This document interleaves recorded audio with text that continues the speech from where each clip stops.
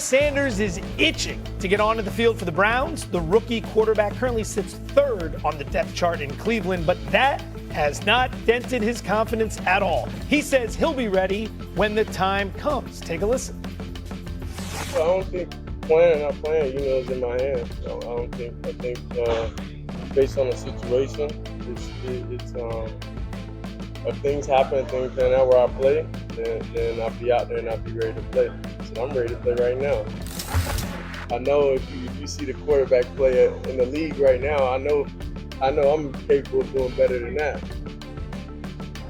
Do you think he's capable of playing better than some of the starting QBs in the league? I do think he's capable of it. I don't like what he just said in that last comment. You got to be careful. You just got to be careful. Every little thing gets held against him.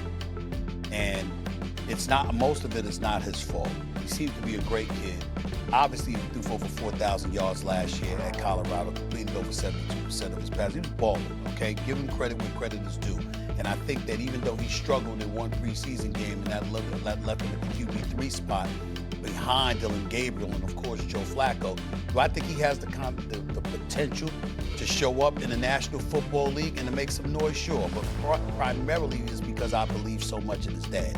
I believe I think that his pedigree, what his dad says about him, all of those things play a role because I think the man has the ability to evaluate and analyze football. Having said that, we just have to be mindful of what we say and what kind of position it puts ourselves in, because when it comes to him, he's going to be judged a little bit differently. And that last comment, look at how cats are performing in the league. Hell yeah, I could do better than that. Oh, really? Really?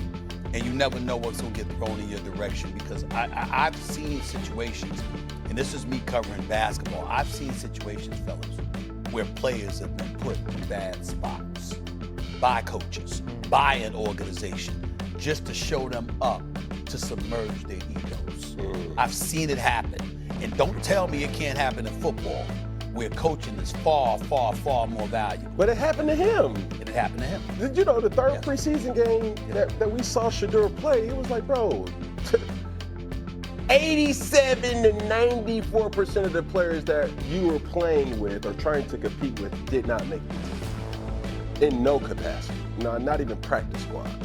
So, I mean, do I have a problem with what he said? What he said? Being a quarterback in the National Football League comes with a level of responsibility that you have to grow into. It happens to us all right?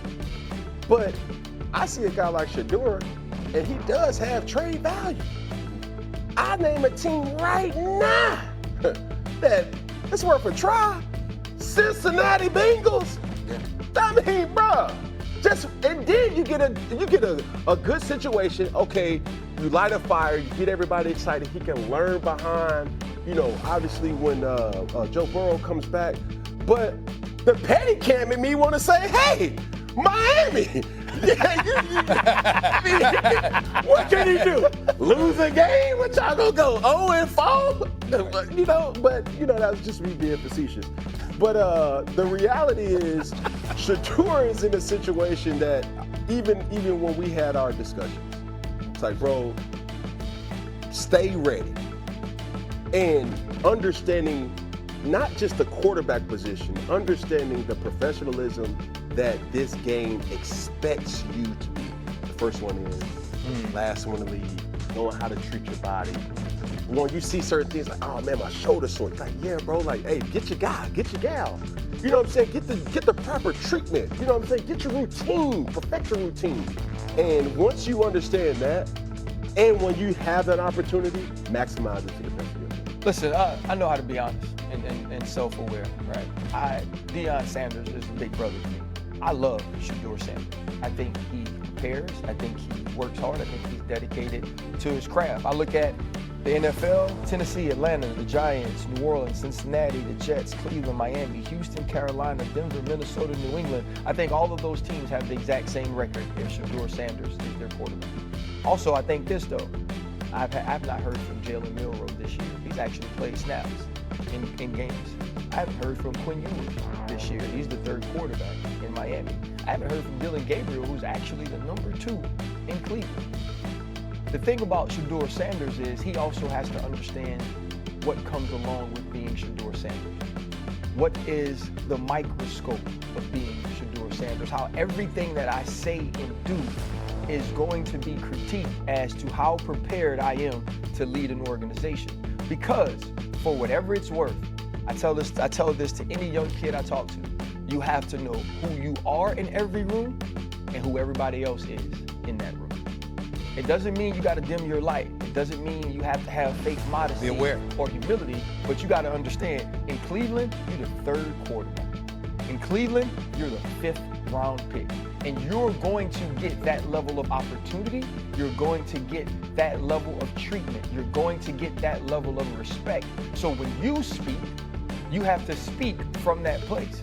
Because whether you believe the quarterback play in whatever place is something that you're better than, at least in your own building, they don't think you're better than Joe Flacco. At least in your own building, they don't believe you're better than Dylan Gabriel. And so for Shedeur Sanders, it's about what can I do to help Cleveland be better. When he said the other day, I'm taking every practice rep as my game rep. The scout team is game day every day. That's perfect because that's what a 5th round, 3rd string quarterback should think. That's the way he should act. That's the way he should behave. That's leadership. That's professionalism. And I feel like this sets him back and gets you talking about something else when we should be talking about how hard he's working weekly to be the best he can be. Yeah, it's real tricky though, because you're 100% right. But what maturity has taught me, 2 things can be right. No matter how pristine his delivery is, it still is going to be analyzed, microscoped, and really observed at a magnitude that 100%. Dylan Gabriel is not, respectfully. He's 3rd on his team's depth chart, but number 1 in jerseys. He's 3rd in the depth chart, but he's the most popular player, relevant player, socially, culturally on that. Okay, so here's the question. Taking all of that into consideration, that's why we know we're going to see him, because we know that pressure is mounting. The more inept they are offensively, the less of an excuse you're going to have to submerge him. If you got Dylan Gabriel, you're going to throw him out there, and the only thing that could derail us from seeing Shedeur Sanders, based on what we're seeing from Cleveland's offense right now, is if Dylan Gabriel gets inserted in there first and he balls out. If he balls out and there's no reason to take him out, then you won't see Shedeur Sanders. But nobody's anticipating that will happen. They believe that Dylan Gabriel might struggle as well, and ultimately we'll see Shedeur. So knowing that, and knowing his popularity, and knowing what comes along with the name, what about not saying anything? That's not. You're obligated to say something. Shedeur? He's obligated. If they ask, okay. Explain why he's obligated. CBA. In the NFL. Got it. In the NFL. Answer. Yes. Okay. So in the NFL, as a player, you have to render yourself available. Mm-hmm. We all heard the quote, "I'm just here so I don't get fined." You have to render yourself. So when he's just minding his own business, you know what I'm saying, just throwing the tennis ball up, going to get treatment. Whoa, before you go get treatment, before you go watch film, hey, you have to give us our allotted time. Mm-hmm. So for him not to say anything, that's really unrealistic. That's why I asked. But understanding, Cam, but nothing's wrong with what he said in the beginning. Yeah. That if I get an opportunity to play, I'm ready to play.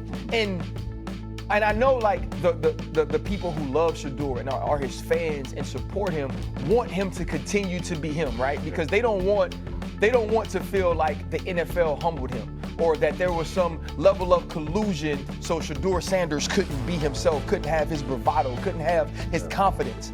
But you also got to understand, man, and especially in this world, sometimes you just got to play the game. Yeah. Sometimes you just got to hold it close to your vest until you get a chance to show it on the field. And that's not selling out.